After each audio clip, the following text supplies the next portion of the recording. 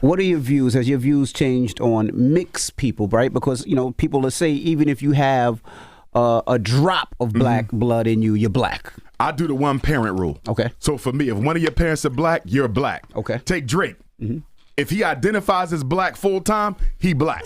And that's never been an issue for us within the Pan-African movement going back to the beginning of time. We've never rejected the offspring of the Union because nobody's responsible for how they got here. And so that's why Bob Marley, there's no contradiction for us. A lot of our ancestors were of mixed race. Frederick Douglass, who I'm related to, it's no contradiction because you don't choose how you come into this world, but you still have the DNA of Africa within you, but you got to identify full time. That's where it becomes an issue with our Dominican Republic brothers and sisters, Puerto Rican Africans, Cuban Africans, because sometimes they will either completely reject the African ancestry, right? Or they may say, I do have African ancestry, but I don't identify as Latino African. I'm Spanish. You see what I'm saying? Or you look at.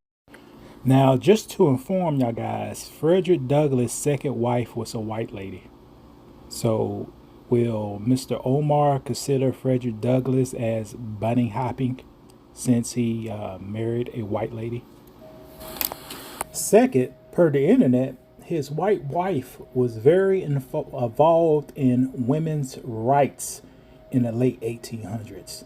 Now, I could have sworn that Frederick Douglass had some conflict with some of these white ladies driving this women's rights, because at that particular time, the white women was getting jealous that the black man had the right to vote.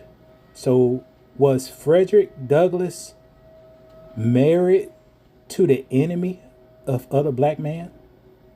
That women are very important. They are our first teachers. You're right. And the lessons that women teach you from the age 2 to 8 projects which way that person's going to go. Do you think I do have a presentation because I've actually uploaded a lot of our old episodes. So all of our old episodes on Spotify, if you want to check them out, you can go ahead and listen to them on Spotify. So that's a good thing. But you know, I was like, man, we got a lot of great videos in the past, and that's not just me being biased. Like, we have a lot of good videos, and you know, Drake does have a new album out, and I saw some of our old Drake videos, so I posted some of them, and I'm like, dang, Lewis is kind of right about what he was saying with when it comes to, if you have a white mother, it don't matter if your father is black, you tend to kind of favor that side. And like I said, I don't 100% agree with you all the way, but that does make a lot of sense, and I get why you say that. You know, Brandon, women are very important. They are our first teachers. You're right. And the lessons that women teach you from the age 2 to 8 projects which way that person's going to go. Do you think that has anything to do with the father not being there? Because, you know, who said anything about father not being there? I just talking about women. So you don't think no matter what, the father can't overpower that feeling, that sense that you have? Who do you lean more towards as far as that goes, as far as a race thing goes, or who you identify as? Okay, now we talk about two different things. I would give big props up to the moms. Moms are the first teachers. Right. So usually they teach the child from adolescents to young a little before teenagers, and that's who they become. Drake was raised by a wonderful person. A wonderful person. So he acts like a wonderful person. And just like Carmela Harris, when she needs to touch on the black side, he quickly could jump on the black side. I got you. But do you think, because you read what they said? Yeah, hey, what his daddy said? Smoking on that Joe Burrow. You smoking on the Joe Burrow. Yeah, Patrick Malone don't act like that. You're right. Joe Burrow. You're right. So, but let me ask you this before we get into this conversation about Drake. Do you think if we ask Drake, because I think I asked you this in the past in our video, do you think Drake, if you ask Drake, are you a black man? Are you a white man? Are you a J man? A joyful person? We'll just say that. What do you think his answer was going to be? He's a wonderful, joyful person. Okay. But you know, if you said don't lie, if you lie, we're gonna blow your brains out. You're right. That's what he'll say. He's a wonderful, joyful person. Correct. And I got the businesses to back it up. You're right. Because like I say, do you think he came into our hip hop culture and kind of took it over. And you know, he's very dominant. He just rose. Like I said, do you think Drake is a good rapper? Because I know you say you don't like some of his albums or whatever. No, I say I ain't listening to none of his albums. Okay, but you do respect him as a lyricist. No, he makes good songs. He makes good songs. Put words okay, I'm trying to. That's what I'm trying to see. Okay, you say he makes good songs. He makes good stuff. He has a whole team. I imagine what Drake got. Drake got a producer. Mm-hmm. They could say, "Hey, man, put the algorithm out here. Find out what do these people. What do people get a reaction to? And I want those beats directly in my song. Right now, I need to hire a PR group, personal relations, public relations. Go out there to the nightclubs and see what a girl's shaking to. All right, and report that back to me. Okay, and then he gets in the studio, and then he gets to the studio with all his writers and him. Say, okay, we got to make something catchy. We got to make something that the girls go dance to. And we got to make something the radio's going to blast. Because I already got the connection since I'm a joyful person. Correct. They going to put me on anyway. Automatically. They just turn the switch. Right. And I'm going to deliver. So for 2 times. What album he did 2 years ago, Brandon, that flop? That reggae album? Well, he had one. You talking about More Life? Because he had Views, More Life, where he was doing like a lot of. I'm talking about last year. He had the house music album. They had the house music flop. Okay. They played one song for a week on the radio and ain't played no more. Right, it was it. And he dropped it. And then watch this. Right. After that, he had to get his name back out. Let him and 21 Savage do a mixtape. Correct. You see what I'm saying? Right. And Timothy said before Drake linked up with Young Money, he was an actor on Degrassi TV show. He acted like his mother's side. And that's where I want to go, because this is that middle picture around the same time when he was acting. He was in Toronto, Canada. He wasn't no gangster. He wasn't, rocking our music or pushing it. It was more of he was an actor. He was a joyful person, just a regular person. Like I said, when I still had cable back in 2010, Dash Drake named the sexiest women you know. You did. You said everyone was a skinny white woman. You're right. Oh, a skinny, wonderful woman. You're right.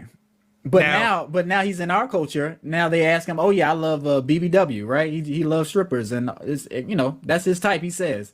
But then you, in that same video, you said, "Who did he have a baby by?" It was a European woman. It was somebody like an overseas European woman. So correct. That's strange, right? Somebody say this hearsay. Is he dating Sexy Red, or they just talking? Huh? Or is he just using her clout, her wave to keep his going? But is that a real conversation? People trying to say that? I don't know. I think I think Drake won't date a woman like that. No, he won't. Well, Drake, he couldn't be around a woman like that. You're right. He up there smelling like liniment, and she up there smelling like fried fish, like fried fish in the back. Correct. Like I said, I think he likes to use people like Sexy Red to kind of keep him going, because like we say, his last couple of albums, it's not really working. Whatever he's trying, the formula he's using, he's trying to, I guess he's searching for the next best thing for him, but he doesn't really know what to do. So he's using some of the younger acts or some of the younger rising TikTok movements to keep him floating. And I don't necessarily think he has to do that. I think like you say, he makes good music. Like, it's a lot of Drake songs that I like. It's a lot of songs on the new album that I listen to, and they sound good, but it's not really for me. How do you feel about it? And I was going to tell you to listen to the new album so I could see how you feel, but it doesn't really matter, because that's not necessarily the conversation.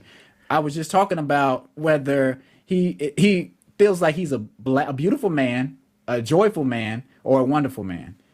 And like you said, I think it's a mixture of joyful and wonderful. Because joyful and wonderful are the same people. Don't get it confused.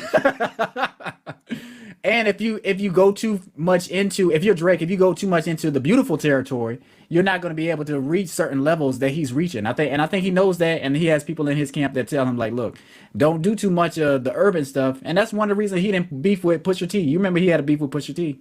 They were like, don't do that, because you don't want to mess your brand up. Even though you're a rapper, even though you could probably, rap on the same level as Pusha T, he's a beautiful man. You don't necessarily want to roll around with beautiful people, because the joyful people or the wonderful people may look at you a different way. Hey, put Mr. Taylor's comment up. Now, I don't know we in the trap area no more, Brandon. Well, it depends. It's not. No, I don't think we're in the trap area. I like trap music. That's all right. Correct. You're right. When we say trap music, we talking about T.I., Gucci Mane, Young Jeezy. That was a trap era. But I kind of get what he's saying. It's more of it's a pop drill. It's a pop trap. It's a pop, like that's it's not real authentic trap music. It's like, no, what's trap music? How many trap songs? How can you make a whole album by getting high and hitting girls and having sex with girls all the time. Right, you're right. Is that what you're saying Drake does? Because no, I'm talking about this era. That's not all the way trap music. No, that's not trap music. You got to get some money, man. Right, correct. We get this money. We gonna roll these 24s, and correct. We gonna teach some. We gonna have some songs about real life events. Right, and that's today, if they use, they snitch on themselves, get locked up. But right, correct. We gonna do songs like that, and that's the kind of music me and you grew up on.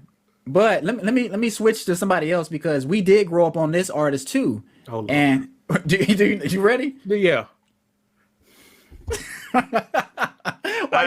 Go. His first album, I liked it. Right, correct. We loved it. I love it. After that, I ain't listening no more.